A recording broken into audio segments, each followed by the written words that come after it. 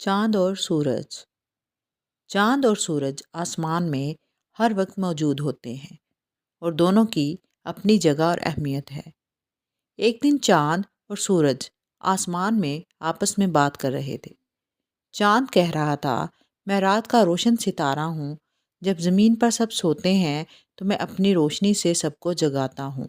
मेरी रोशनी से दुनिया खूबसूरत नज़र आती है। सूरज ने मुस्कुरा कर कहा, मैं दिन में सब कुछ रोशन करता हूँ। मेरे बगैर दुनिया की ज़िंदगी मुमकिन नहीं।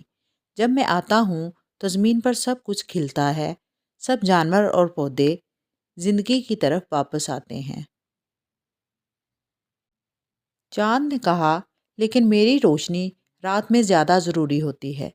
जब लोग सोते हैं तो मैं उनके ख्वाबों को रोशन करता हूँ। ये गुफ्तगू एक बुज़ुर्ग आदमी के कान में पहुंची। वो कहने लगा, दोनों की अपनी अहमियत है। चांद रात में और सूरज दिन में अपनी जगह पर ज़रूरी है। दोनों की रोशनी की वजह से दुनिया चलती है। इखलाकी सबक। हम सबका दुनिया में अलग अलग किरदार और अहमियत है। हमें एक दूसरे का एहतराम करना चाहिए और ये समझना चाहिए कि हर शख्स की कोई ना कोई खासियत होती है।